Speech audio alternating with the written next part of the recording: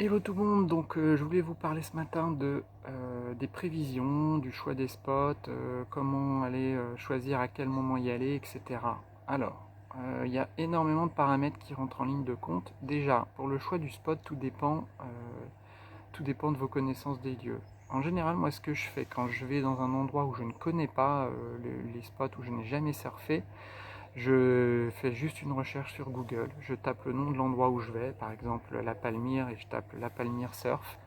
Et là, en général, on va vous donner les spots principaux, les écoles, etc. N'hésitez pas non plus à appeler les écoles de surf sur place et leur demander conseil. Ils connaissent les spots, ils pourront vous indiquer comment ils fonctionnent, etc.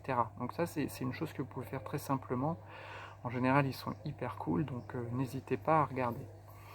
La deuxième chose, c'est ce qu'il faut savoir une fois que vous êtes sur votre lieu, ce qu'il faut vérifier aussi, c'est en fonction de votre niveau, le type de fond. Donc ça, si par exemple c'est des fonds rocheux, n'y allez pas si vous êtes débutant, parce que vous risquez de vous faire mal. Préférez les fonds sableux. Deuxièmement, une fois que vous êtes sur les lieux, il y a plein d'autres paramètres comme je vous le disais. Les principaux paramètres, c'est la marée. En fonction des marées, chaque spot fonctionne différemment. Comme vous le savez, les spots fonctionnent, c'est des bancs de sable bien souvent. Et en fonction de la marée, vous avez des spots qui fonctionnent plus ou moins bien. Moi, par exemple, je connais très bien les spots de Vendée. La plupart des spots de Vendée que je connais fonctionnent plutôt en marée montante. Certains fonctionnent tout le temps. Quand on dit fonctionne, ça veut dire qu'en fait c'est plus ou moins agréable. Par exemple, si je vous prends le spot de la baie des Sables d'Olonne, à marée basse, les vagues sont plus petites et plus creuses. Donc il y a des gens qui aiment bien ça, le meilleur moment pour aller surfer dans la baie, c'est à marée montante, plutôt après mi-marée, quoi, entre mi-marée et la fin de la marée haute. À marée haute, ça fonctionne beaucoup moins bien puisque les vagues sont trop proches du bord. Voilà, donc ça c'est le premier élément, les marées. Mais ça, en fait, encore une fois, vous pouvez savoir, les écoles de surf vont vous indiquer les informations. Et puis après, c'est en pratiquant, vous allez vous rendre compte de comment fonctionnent les différents spots. Mais surtout, vous allez avoir besoin d'applications. Il y a plein de sites qui proposent des forecasts, un peu comme la météo, sauf que c'est de la météo marine entre guillemets. Il y en a beaucoup, il y en a énormément. Quand vous allez sur ces différentes applis, au début vous allez être perdu puisqu'il y a beaucoup d'informations. Mais je vais vous expliquer justement, en tant que débutant, quelles informations principales il faut regarder. Déjà au niveau des sites, vous avez des sites comme WindGuru qui sont très complets. Vous allez avoir la force du vent, la hauteur de vague, la température de l'eau, enfin voilà, il y a énormément d'informations. On peut vite être perdu dans ce style de site, mais qui sont très très précis, donc en fait c'est vraiment de la météo maritime pour le coup. Donc vous avez WindGuru, Seaweed, Surf Forecast. Moi, le site que j'utilise beaucoup, mais que beaucoup de surfeurs n'aiment pas, trouvent imprécis, c'est Surf Report. Pour autant, quand on est débutant, je vous le conseille parce que Surf Report, il est très simple à lire. Il y a moins d'infos. Par contre, la seule chose que je leur reproche, c'est qu'ils ont retiré les horaires des marées. Donc en fait, il faut aller vérifier sur un autre site pour voir les horaires des marées si vous commencez à regarder les horaires des marées. Mais sinon, il est très simple d'utilisation. Je vous mets des copies d'écran tout de suite.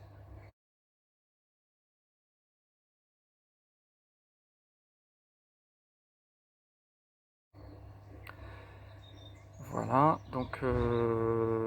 vous allez voir que sur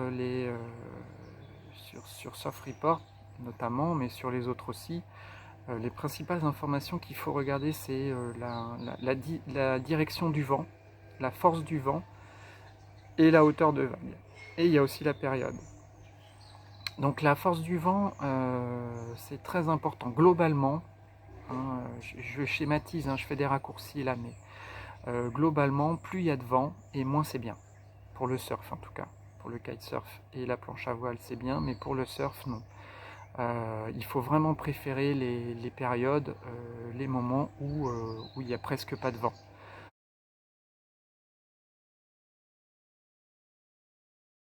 Alors, donc c'est pour ça que c'est pas toujours évident d'allier tous les paramètres.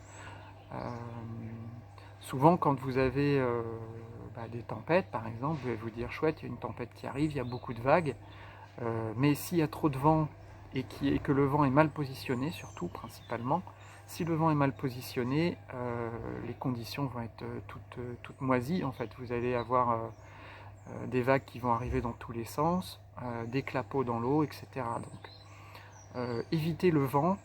Quand il n'y a pas de vent, vous allez avoir un plan d'eau qui sera lisse, avec presque pas de clapots et des belles vagues bien rondes. Ça va être plus facile pour vous positionner, pour surfer, ça va être bien plus agréable. Voilà, donc le premier paramètre c'est la force du vent. Donc jusqu'à à peu près 15 km/h, en général c'est correct. Ensuite c'est la direction du vent. Donc si le vent il vient de la mer, donc si vous allez surfer par exemple en Vendée et que vous voyez un vent d'ouest, alors après ça dépend, il y a des spots qui sont plus ou moins abrités.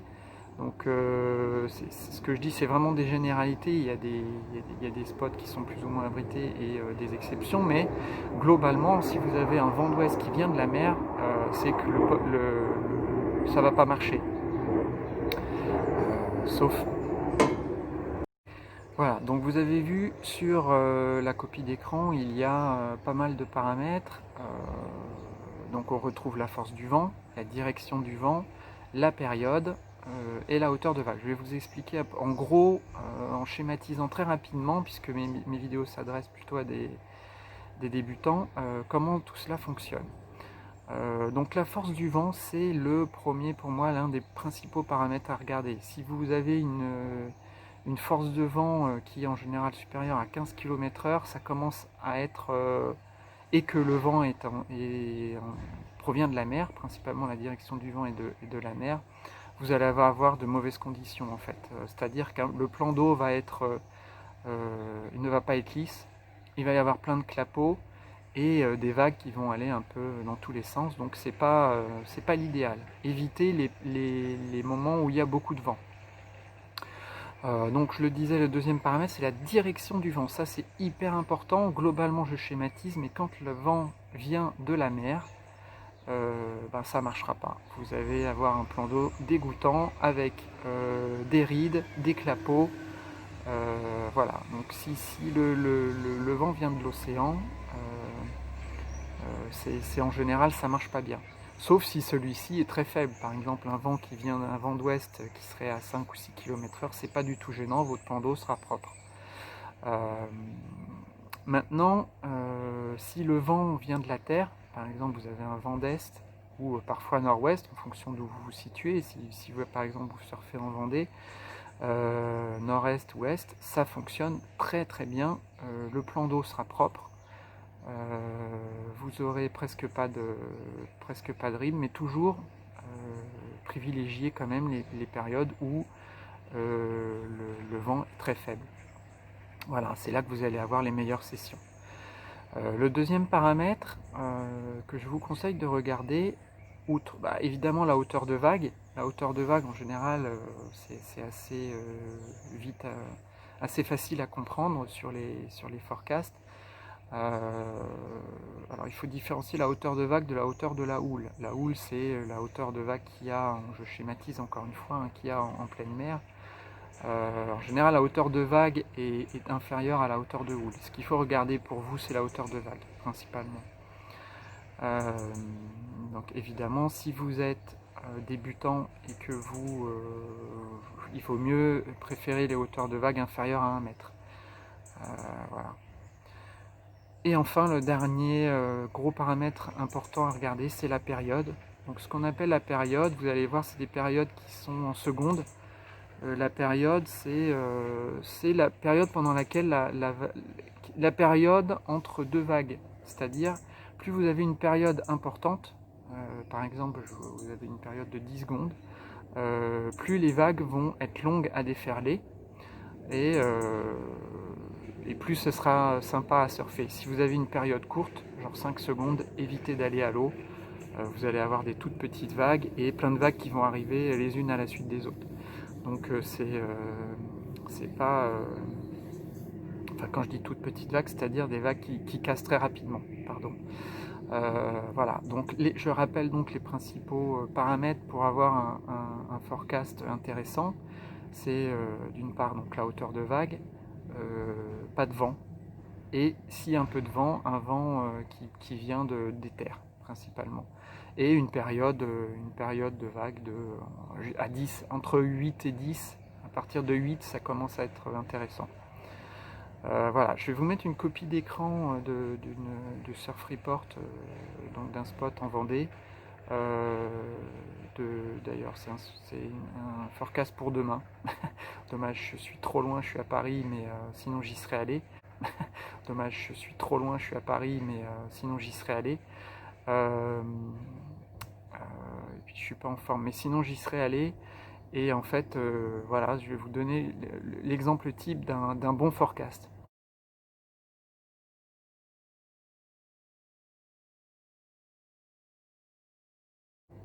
Alors les forecasts, il faut savoir qu'il faut les regarder régulièrement. En général, on vous les annonce à 7 jours. Mais ça change régulièrement au bord de mer, comme vous le savez. Voilà, ça peut changer à 2 jours près, ça peut changer pas mal. Donc avant de partir, regardez bien les prévisions.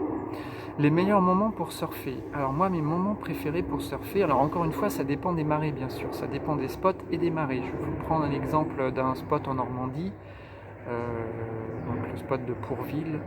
C'est un spot qui est très sympa. Je ferai un focus sur les spots dans une autre vidéo, mais je vous donne l'exemple de ce spot parce qu'il est très particulier. En fait, à marée haute, il ne se surfe absolument pas. Vous avez une vague qui déferle sur des galets et il n'y a pas de vague en fait, c'est insurfable. Le spot ne fonctionne qu'à marée basse, donc après 2 heures après la marée haute. À partir de 2 heures après la marée haute, vous pouvez, dès que la vague a dépassé les galets, vous pouvez commencer à surfer à Pourville. Donc voilà, et donc c'est très important de connaître un peu ces principes-là pour savoir quand aller surfer. Outre ces aspects, moi mes périodes préférées pour aller surfer, c'est très tôt le matin ou soit le soir, donc au sunset. C'est des moments vraiment agréables. Le matin, ça vous ressource, c'est énergisant. Vous avez moins de monde en général à l'eau, et le soir c'est hyper paisible en général aussi, c'est magnifique les couchers de soleil. Donc voilà, vous avez, mais encore faut-il que ces périodes aussi correspondent au moment où le surf s'y prête pour le spot. Voilà, donc j'espère que ces quelques conseils de base sur les forecasts vous aideront à choisir les meilleurs moments pour aller surfer. Et voilà, n'hésitez pas à aller un maximum à l'eau, c'est comme ça qu'on s'améliore. Et sinon, à très bientôt, ciao, bye.